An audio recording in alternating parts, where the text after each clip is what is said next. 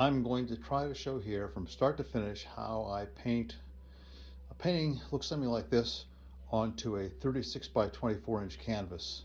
So here we go. First I apply gesso to the entire canvas using one of these sponge brushes. Here we go.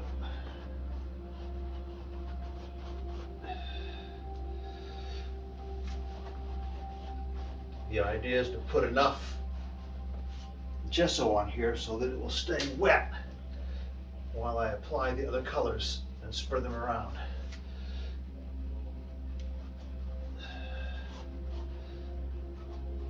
So I apply a thicker coat than usual, and I don't worry so much about making it perfectly smooth.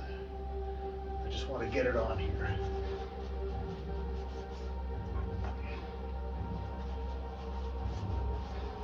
I'm barefoot because I've tried this before with socks on, and I tend to slip on the tarp that I've got down here.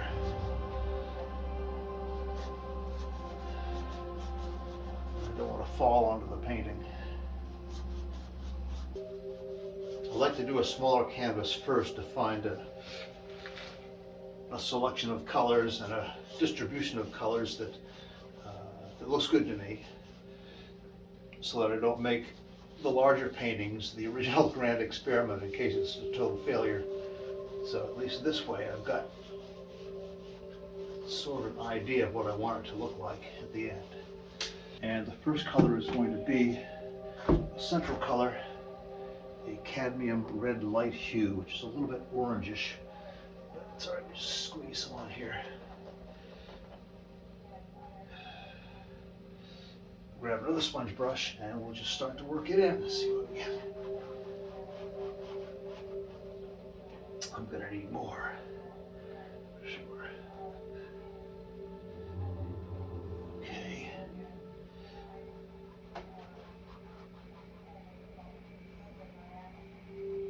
And I like swirly patterns. It probably goes back to the days of finger painting when I was about 5 years old in kindergarten. More, because I like to have a fairly strong hue in the center, a little bit lighter toward the edges because it's going to mix in with the other colors. Just a little bit more.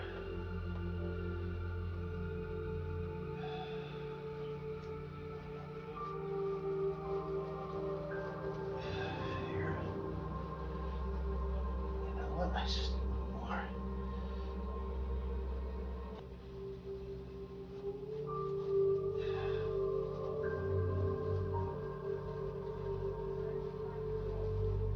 Now the next color is going to be yellow. I'm not going to worry so much about, well, that should be a little bit higher, shouldn't it?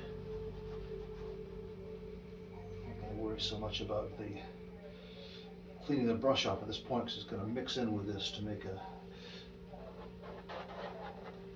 orange around the edge. Let's see how that works.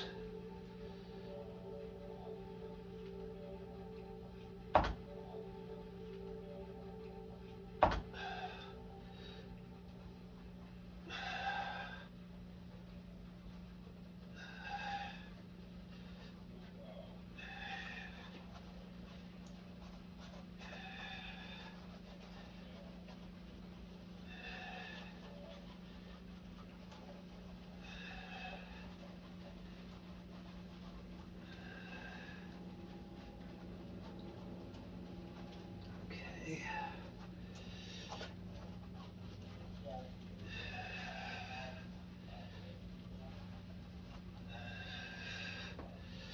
Just a little bit more up here. This corner, I like the strong hues, which means you got to use the paint because the white does tend to thin it out a little bit, even though it enables this kind of swishy motion a lot better. Let's just put a few in the center. Like that. Now I'm going to rinse this one out because I'm going to go to my Cerulean Blue next around the edges, which when it mixes with the yellow will make some green tones as well. And the one thing I forgot is my old t-shirt to get some of the excess water out of this brush. So, excuse me, I'll be right back. All right, here's an old t-shirt. Just squeeze some of the color out of there. All right, and next is the Cerulean Blue, which I've got right here.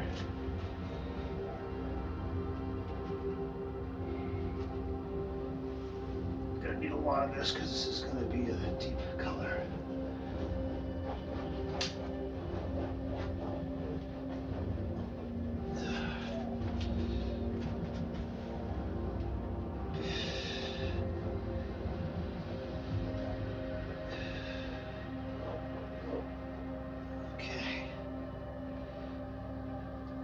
Tube of that pretty soon. So this one I want to maintain the blue at the edge, so I'm going to start with the outer edges. Get it all covered before I start mixing it in towards the yellow. So we'll just load up the brush here and start swishing it around. Get all the edges done.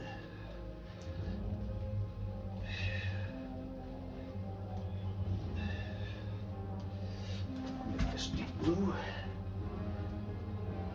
The white gesso was already starting to dry, so it's not mixing in with the blue paint as much as it would have on a smaller piece, which is why it's important to move fast on these larger ones, because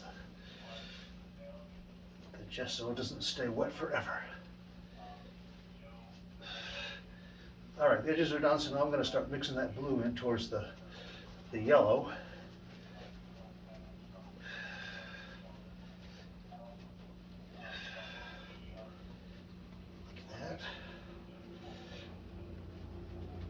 Carry some of that color back toward the edge. I like this blue to have some swishiness to it. Maybe I should have used a little bit less blue.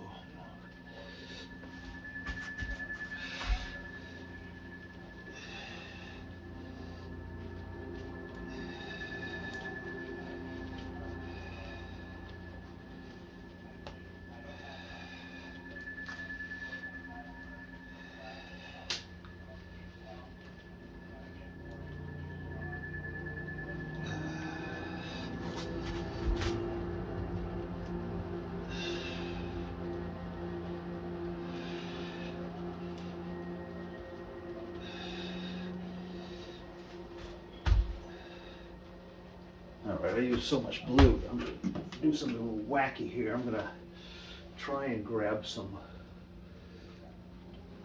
white gesso and maybe just pick that up and swirl it in here a little bit.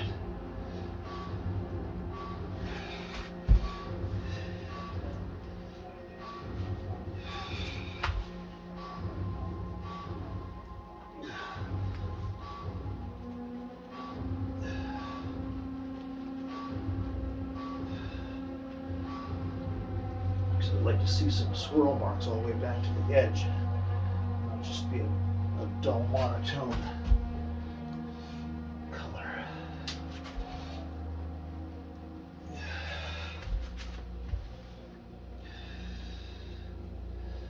More.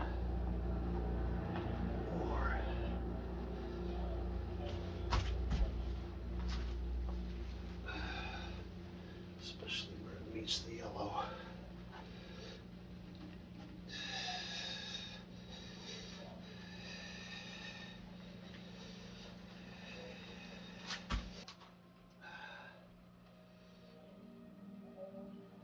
I don't know. We'll see what happens.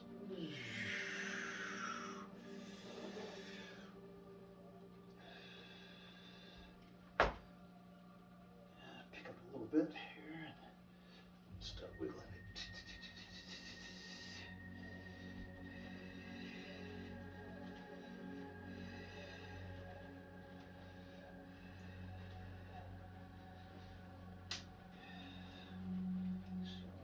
green tones.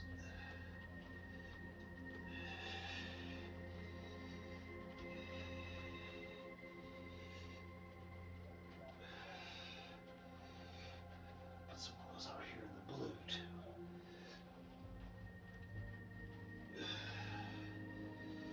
Okay, well, I like this. It's not bad. Now, all right, I want to redo some red dots. The original painting has some almost like little red flowers here and there. They were put in last, so they actually overrode the central dark green in the original painting. And I'd like to have the dark green be the last, or what we call the top layer. So I'm going to do these little red dots.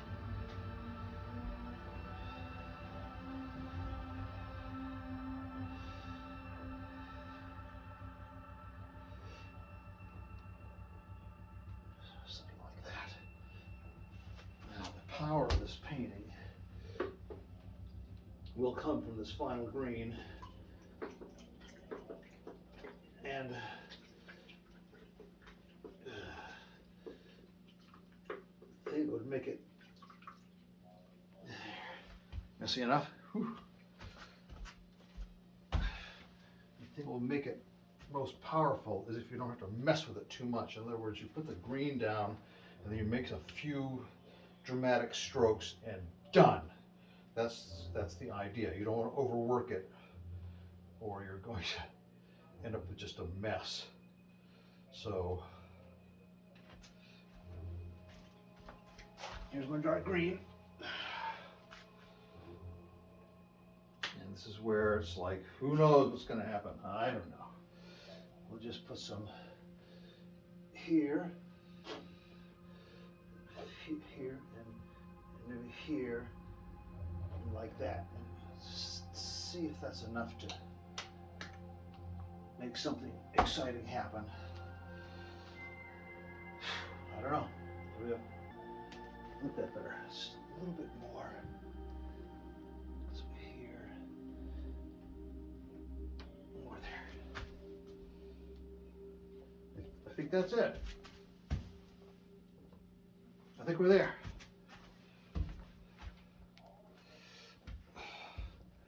Yep. That's it. Done. Okay. Thank you very much.